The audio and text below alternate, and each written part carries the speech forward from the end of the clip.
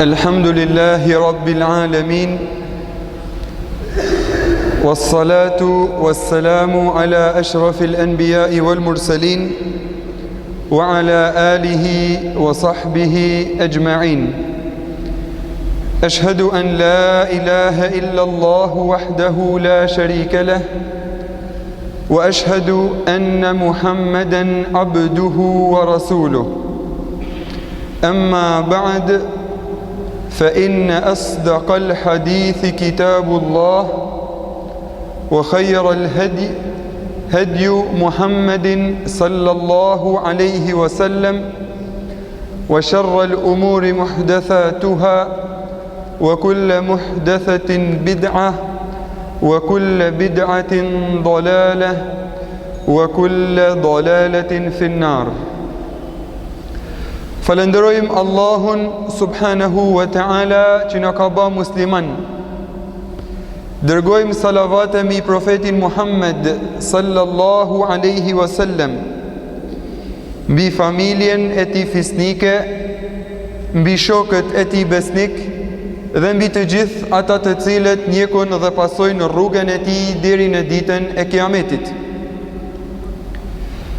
E falenderojmë Allahun subhanahu wa ta'ala që na ka bë pjesëtar të medresesë së Rasulullahit, medrese e cila për plan program ka Kur'anin famlart dhe edukatori dhe mësuesi i kësaj medreseje është zotnia i njerëzimit, profeti Muhammed sallallahu alaihi wasallam.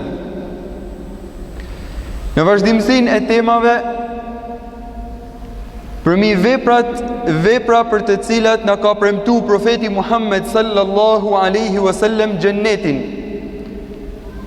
Kena përmend se mos besimit, mos i që besojmë në Allahun subhanahu wa ta'ala dhe besimtari është i dobishëm dhe nëse s'mundet me kënë i dobishëm, mos paku keq mos i bën kuj, është një mundësi me fitu xhennetin. Në hutbën e kalume kena përmend se respektimi dhe nderimi dhe ndihmesa dhe bindja dhe nënshtrimi ndaj prindit është një derë dhe një mundësi për të fitu xhennetin e Allahut subhanahu wa ta'ala. Sot me ndihmën e Allahut do të tregojmë një hadith tjetër, një vepër tjetër, vepër për të cilën profeti Muhammed na ka premtu dhe na ka garantu dhe na ka përgëzu kush e njek këtë rrugë dhe kush e praktikon këtë vepër e fiton xhennetin e Zotit subhanahu wa ta'ala. Transmeton Imam Tirmidhiu radhiyallahu anhu në përmbledhjen e haditheve të tija se një person ka udhtu prej Medinës deri në Damask. Dhe largësia mes Medinës dhe Damaskut është 1000 sa kilometra. Sot nëse hypim në avion 1 orë e gjys, kurse atëherë kur kanë ecë me deve dhe me kal, kanë bërë disa ditë dhe disa javë me mrit. I ka hyp kafshës së tij prej Medinës dhe ka ardhur në Damask. Me u taku me një sahab, me një shok prej shokëve të profetit Muhammed sallallahu alaihi wasallam. Masi që është taku me te i ka than: hadithun belagani annaka tuhaddithuhu an Rasulillah. Kam dëgju se e transmeton një hadith prej profetit Muhammed direkt pa ndërmjetës. E ke dëgju hadithin prej gojës së profetit Muhammed. Kam udhtu prej Medinës në Damask për me ndëgju një hadith direkt prej tejet. Ebu Derdaja, shoku i profetit Muhammed sallallahu alaihi wasallam, habitet. A është e mujtun me udhtu personi 1000 sa kilometra për me ndëgju një hadith profetit Muhammed? I thot, nuk ki ardhë për ndonjë nevojë tjetër, për ndonjë haxhet tjetër, për ndonjë hall tjetër? Jo, kam ardhë vetëm me ndëgju hadithin e pejgamberit Muhammed. Nuk ki ardhë për ndonjë tregti ose për ndonjë biznes me banë në Sham, vetëm për hadithin e pejgamberit, kam ardhë me ndëgju vetëm hadithin e pejgamberit Muhammed. Ebu Derdaja radiallahu anhu i thot këtij personit: e kam dëgjuar profetin Muhammed sallallahu alaihi wasallam duke thënë: men salaka tariqan yanbaghi fihi ilman salaka Allahu bihi tariqan ila al-janna. Kush e njeh një rrugë për me përfitu dituni, Allahu ja mundson këtij personit rrugën për në xhennet. Wa innal malaikata latadau ajnihataha ridaan li talibil ilm. Malaikat e Allahut i shtrin krahët e tyne si shenjë respekti dhe dashurie dhe kënaqësie për kërkuesin, nxënësin e ditunisë. Vazhdon hadithi i pejgamberit: wa innal alima la yastaghfiru lahu man fi s-samawati wa man fi l-ard. Për njeriu në ditën bajnë istighfar, kërkojnë falje dhe bajnë dua banorët e qiellit dhe tokës, krijesat e qiellit dhe tokës, jo vetëm qiell dhe tokë, hatta al-hitanu fil ma, edhe peshkun ujë bën dua për njeriu në ditën. Vazhdon hadithi i profetit Muhammed sallallahu alaihi wasallam: fadlul alimi ala al-abid ka fadlil qamari ala sa'iril kawakib. Vlera e njeriu të ditën në raport, në krahasim me ibadetlin e pa ditën, është sikur se vlera e hanës, hana e plot dhe e shndritshme, me ata yjet e vogla që shohim në qiell. Vazhdon hadithi profetit Muhammed sallallahu alaihi wasallam: wa innal ulama'a warathatul anbiya. Njerëzit e ditën janë trashëgimtar të pejgamberëve. Çka kanë trashëguar prej profetit Muhammed? Thot ai zotni sallallahu alaihi wasallam: wa innal anbiya'a lam yuwarrithu dinaran wala dirhama wa innama warrathu al-ilm. Pejgambert e Allahut nuk kanë trashëguar pasuni, por kanë trashëguar dituni. Faman akhadha bihi akhadha bihadhin wafir. Dhe kush e merr një këtë dituni, ka marrë gjatë madhe shumë. Prej një këtij hadithit të profetit Muhammed sallallahu alaihi wasallam kuptojmë se kërkimi i ditunisë, rruga, hapat që njeh dikush, librin që blen dhe e lexon dikush, shkollën që njeh dhe studion dikush, një kjo rrugë e ditunisë është një mundësi me fitu xhennetin e Zotit subhanahu wa ta'ala. Nuk do me fol për vlerën e ditunisë, për shkak se kena fol në fillim të vitit, në muajin shtator dhe tetor, kena tregu disa hyt berresht për vlerën e ditunisë dhe vlerën e kohës dhe vlerën e librit dhe vlerën e mësuesit dhe vlerën e kërkuesit të ditunisë. Por me qenë se sot edhe në vazhdimsi këto dy muaj, muajin maj dhe muajin qershor, është sezoni i provimeve dhe sezoni i pushimeve, ku nxënësit nga njëherë hallakaten dhe habiten, dikush stresohet dhe friksohet për provimin, a pa ka laj, a nuk pa ka laj, a pa na lajnë me kupju, as pa na lajnë me kupju, a pa merr 10, a pa merr 5. Dikush stresohet dhe merakoset, e prish regjimin e tij, edhe të gjumit, edhe të fjetjes, zverdhet në fytyrën e tij, syt i bëhen në zi, sepse rrin natën duke studiu ose duke lexu, don me trash kurbanin natën e fundit. Po kurbani nuk trashet natën e fundit. E ushqen kurbanin natën e fundit që nesër kur ta presin me marr sa më shumë mish. Don me mësu librin për një natë. Libri nuk mësohet për një natë. Ndoshta ta jep Allahu atë aftësi që me lexu librin për një natë dhe me kuptu. Mirë po shpejt ke me harru. Mësimi duhet më mësu që është në fillim vitit dhe në vazhdimsi. Dhe para provimit duhesh me rrit qetësinë dhe pushimin. Ka nxënës që stresohen, po edhe ka nxënës tjerë që nuk e vejnë në gjuhën popullore, nuk e vejnë ujë në zjarmiq. Kam babën unë. Dhastohen me fjalën e babës, hatë se ta merr baba shkollën ty. Mos ke problem ti. Kena mitësin, ose kena partin, ose kena lekun, ose kena. E shet dignitetin e vetë, e shet mendjen e vetë, e shet familjen e vetë, e shet aftësinë e vetë, dhe dhastohet për fjalën e prindit vetë. Duke u nisë prej një kësaj situate, të disa nxënësve dhe të shumë nxënësve që dikush stresohet dhe dikush është indiferent krejt prej mësimeve, mendova me tregu këtë hadith të profetit Muhammed sallallahu alaihi wasallam për mi nxit dhe mi motivu nxënësit që tesh para provimeve me i pas parasysh 4 gjana. Një nxënës musliman para provimeve të tija duhet me kujtu në radhë të parë, pika e parë, me kujtu provimin e ahiretit.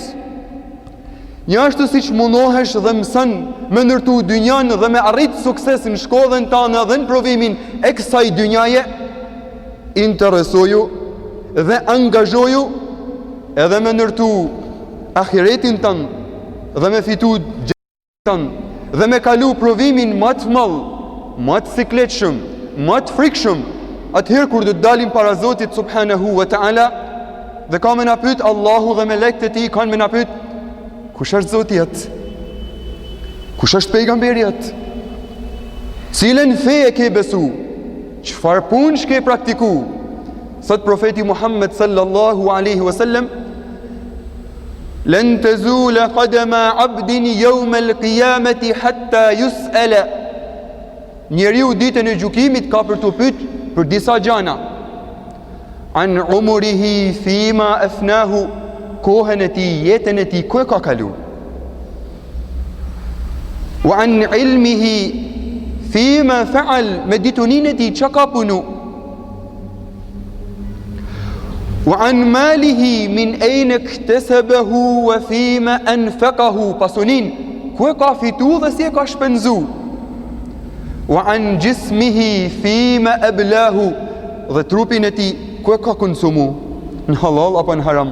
Në punë të mira apo në punë të këqija? Duke ndaj këtë dhe duke fjet, apo duke punu dhe duke studiu dhe duke u angazhu? Një fragment të ngjashëm me studentin i cili e merr diplomen dhe krenohet me notet e mira, ose me studentin i cili e merr diplomen dhe dështon dhe është i dëshpëruar se nuk ka kalu as sikur mos ta kisha marrë hiç këtë diplom, e përmend Allahu subhanahu wa ta'ala në surën Al-Haqqa, ajeti 19 deri tek ajeti 30. Në këtë sure Allahu subhanahu wa ta'ala përmend dy grupet e njerëzve ditën e gjykimit, ata që kanë bërë punë të mira dhe ata që kanë bërë punë të këqija. Ata që kanë bërë punë të mira do t'i jepet libri prej krahut të djathtë dhe do të krenohen para njerëzve. Ha umqra'u kitabiyah, lexoni librin tim, shikoni notat e mia, shikoni punët e mira, një ashtu siç të nxënësi sot, shikoje deftesën time, shikoje diplomën time. Inni dhanantu anni mulaqin hisabiyah, un kam qenë i bindur se kam dal para Allahut dhe kam e dhënë dugari dhe jam përgatit për këtë ditë. Ja ashtu dhe nxënësi i cili është i mëshëm përgatitet për ditën e provimit, që me dal faqebardh. Kurse ai i cili e merr librin prej krahut të majt, thot ja lejteni lem uta kitabiyah, sikur mos më ishte dhënë një ky libër i punëve të këqija. E njëjta situatë me nxënësin e dështuar në provimet e tija, kur thot sikur mos kisha hiç provim, mos kisha shkuar në shkollë hiç. Ta kisha ble provimin, dështova, meta. E njëjta situatë edhe me nxënësin e keq, edhe me njeriu që ka punu punë të këqija, edhe me nxënësin e mirë, edhe me njeriu që ka punu punë të mira ditën e gjykimit.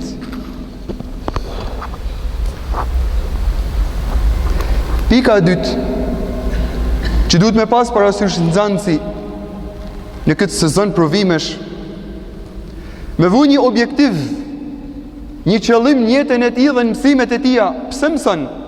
me marri copë shkollë si tanë tjertë. Pse mësën? Me kalu kohën me shoqni. Pse mësën? Cili është qëllimi i shkollës dhe i tyne provimeve që po dënë me kalu? Me xhani vend mirë dhe me pasi rrogë të mirë. Me jetu si pash.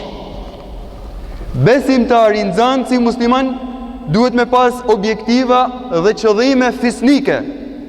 E mëson ditunin, e kërkon ditunin, e kërkon dhjetën për marrit kënaqësinë e Allahut, me fitu xhennetin e Allahut, me i shërby familjes së tij, me i shërby vendit të tij, me i dal për Zot ardhmes së vendit të tij, mos me lan horin pozitën, mos me lan pozitën horit dhe të paaftit, mos me lan postin njeriu që s'bën për atë punë, por me mësu dhe me studiu dhe me i shërby njerëzve dhe vendit, me i shërby familjes dhe vetvetes, me ndërtu dynjan për me fitu ahiretin dhe xhennetin e Zotit subhanahu wa taala. Me mjell punë të mira në këtë dynja për me fitu xhennetin e Zotit subhanahu wa taala. Nxënësi i dështum mendon vetëm për dynjan, se mendon se dynjaja është kapaku i gjithçkaje, kurse nxënësi i lumturum mendon edhe për xhennetin e Zotit subhanahu wa taala. Mësoj për me fitu kënaqësinë e Allahut dhe xhennetin e tij, se dynjaja ka mu nështru. Dynjaja do të më nënshtrohet mu nëse unë kërkoj ditunin për hatër të Zotit, kurse nëse kërkoj ditunin për hatër të robit, nëse kërkoj ditunin për hatër dynjas, atëherë nuk kam me përfitu prej dynjas, vetë se njërë sa kam me pas risk për kësaj. Pika e tretë që duhet me pas parasysh nxënësi musliman në një këtë sezon provimesh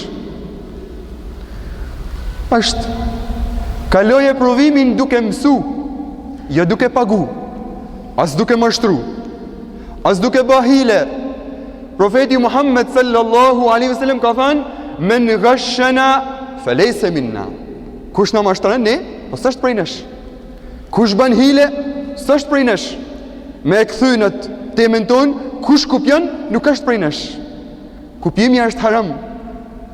Vetëm kësaj rralle ta merë ta kem një shkollë se s'du mi ba damkuj. Në gjithë njerëzit ose shumë për njerëz vankojnë, hoxha i paaft, mjeku i paaft, mësusi i paaft, ekonomisti i paaft. Normalisht, se nuk e kanë marrë shkollën me zotësi, por me mitësi, ose me bakshish, ose me parti, ose me ose. Janë lastu me fjallin e babës vetë, hadi se ta blenë baba shkollën ty. Besimtari musliman nuk lastohet. Ashtë i binun se shkolla e fitume me të pa drejt nuk të ka bereqet. Kurse shkolla e fitume me drejtsin dhe me djersën e ballit, ti falë Allahu subhanahu wa taala bereqetin dhe begatin dhe mirësin dhe shpërblimin në dynja dhe në ahiret. Pika 4 që duhet me pas parasysh nxënësi musliman: mëso dhe studio dhe mos harro me ju mbështet Allahut subhanahu wa ta'ala. Nëse i lutesh Allahut dhe i drejtohesh atij me dua, duke mësu dhe duke studiu dhe duke punu, Allahu subhanahu wa ta'ala ka me të ndihmu. Nuk të braktis. Allahu subhanahu wa ta'ala nuk ja çon mundin kot as punëtorit, as nxënësit, as kërkujt. Ai i cili mëson dhe i mbështetet Zotit të tij, Allahu subhanahu wa ta'ala i jep sukses. Ky është parimi pa diskutueshëm. Të gjithë e dina rastin kur një person ka ardhur në xhami dhe i ka thënë profetit Muhammed: "O i dërguari i Allahut, ata lidhi deven apo të mbështetem në Allah?" Ai Zoti sallallahu alaihi wasallam i ka thënë: "I'qilha wa tawakkal." Lidhe deven dhe mbështetju Allahut. Mësoje mësimin dhe mbështetju Allahut. Pije ilaçin dhe mbështetju Allahut subhanahu wa ta'ala. Puna dhe mbështetju Allahut subhanahu wa ta'ala. Allahu ka me të dhënë shnedin, Allahu ka me të dhënë suksesin, Allahu ka me të dhënë bereqetin. Kur i dorëzohesh Allahut, mos i që ti realizosh punët e tuja në fillim dhe në mbarim, Allahu subhanahu wa ta'ala të ndihmon. Asnjë nxënës prej muslimanëve nuk guxon me thënë: "S'munem, munesh pas dën." Asnjë nxënës prej muslimanëve nuk guxon me thënë: "S'kam aftësi, ke aftësi, por priton." Asnjë nxënës prej muslimanëve s'mundet me thënë: "Çat kem risk, çat ke shkruar Allahu." Jo. mëso dhe puna, dhe lype rizkun dhe mbështetju Allahut, se Allahu ka me të ndihmu. Profeti Muhammed sallallahu alaihi wasallam, duke nej me shokët e tij, një ditë prej ditëve i thot,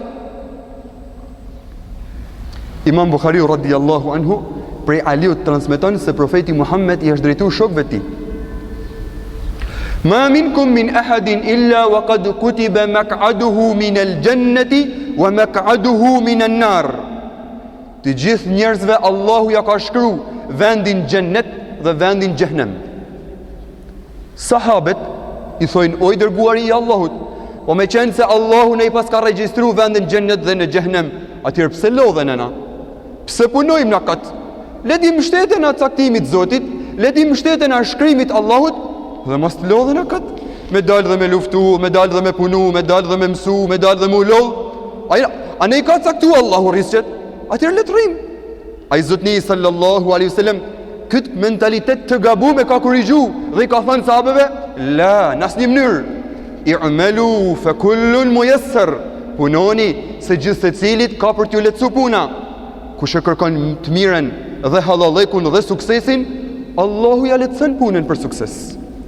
Dhe kush e kërkon të keqen dhe haramin dhe dështimin, Allahu ja lehtëson punën për dështim.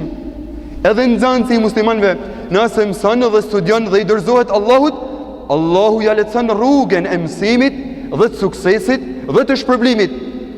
Dhe kush rrin kam kryq dhe nuk mëson dhe mendon se ç't keq shkruaj Zoti, një ashtu ka për të bë, ka për të dështu. Se njët ka lyp, Allahu njët i jep.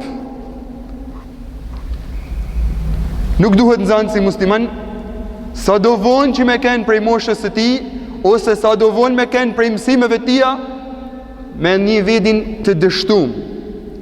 Një prej ulemave të mëdhej, Kafal Shafi'i, moshën 40 vjeçare ka shku me kërku ditonin. Dhe normalisht kërkimi i ditonis njashtu si që kërkojnë sa të nxënësit, sa në një vend me arrit masterin, sa në një vend tjetër me arrit doktoraturen, sa në një vend tjetër me e bë specializimin, njashtu dhe ulemat e muslimanve kanë udhëtu prej qytetit në qytet me grumbullu dhe me shkru hadithin dhe ditonin e islamit. Gjatë udhëtimit të këtij dietarit, i ka ardhur shejtani dhe i ka thënë, ç'a den me mësuti ditonin 40 vjeç? Ku të thith për matruni? Mos hub kokat. Meru me dhe pun tjetër, lene ditonin, ashnal. Ka thënë me të vërtet, 40 vite unë i kam, si kam e mësune, ku kam forcë dhe takatun me mësu gjanat përmendsh, me mësu Kur'anin dhe hadithin e pejgamberit dhe fjalët e dietarëve, ashnal, dhe është këthy mrapsht. Duke u këthy në shpinë e ti, ashnal afër një pusit, për me pi ujë. E ka pas si prinën e pusit, atë gurin dhe shkamin si për pusit, e ka pa të grym. Ashtë habit dhe ja ka tërhek vretjen këto sheja në shkam, edhe ka pyet vedin një këto sheja të shkamit, pse janë ba prej litarit, se hiqe litarin, tërhiqe litarin, të shepar, litari ka arrit për me e qa shkamin, pa nëse litari e ka qa shkamin, edhe unë nëse i përsëris mësimet një kështu si litari, edhe unë kam për të thyrë rrashtën e kres dhe kam për të mësu. I ka hyp edhe herë djeves dhe ka fillu me kërku ditonin dhe është bërë prej dietarëve të mëdhenj. Kurse një dietar tjetër prej ulemave të mëdhenj të muslimanëve, pasi që ka shku në shkollë në moshë të thyme, jo në moshë të rinis, ka shku në shkollë, është regjistruar dhe ka dështu, ka met vitin e parë, është mërzit, s'kam takat, s'kam mundësi, s'kam aftësi, të runi nuk më thith ma, qa me ba, pa kthehem shpi. Ka shku në xhami me prit namazin, vaktin, për me u falë dhe me i hyp makinës dhe me u kthy në shpinë e tij, duke ndaj i pështetun në atë shtyllën e xhamis, e ka pa një milingon, e cila e kishte marrë një cop, një dramc buketa, një dramc grunit ose i dramc misrit, dhe do të me eshti milingona këtë dramcen në atë strofullën e vetë. E ecë të milingona deri në gjysë të shtyllës dhe urdhzote. Dietari duke e pa veprimin e milingonës, kotët, e merr gjumi. Një herë, dy herë, kotët. Quhet mas disa sekondash, e shef milingonën përsëri, duke bërë njëjtin veprim. Sa është kota afër strofullës vet, i bite dramca, o kthehet edhe herë me lingona merte. 1 herë, 2 herë, 3-4 herë kotet. Mos 3-4 herësh i thet vedit, manase me lingona nuk dorëzohet. Dhe sulmon dhe këmbgul për me arrit qëllimin e saj.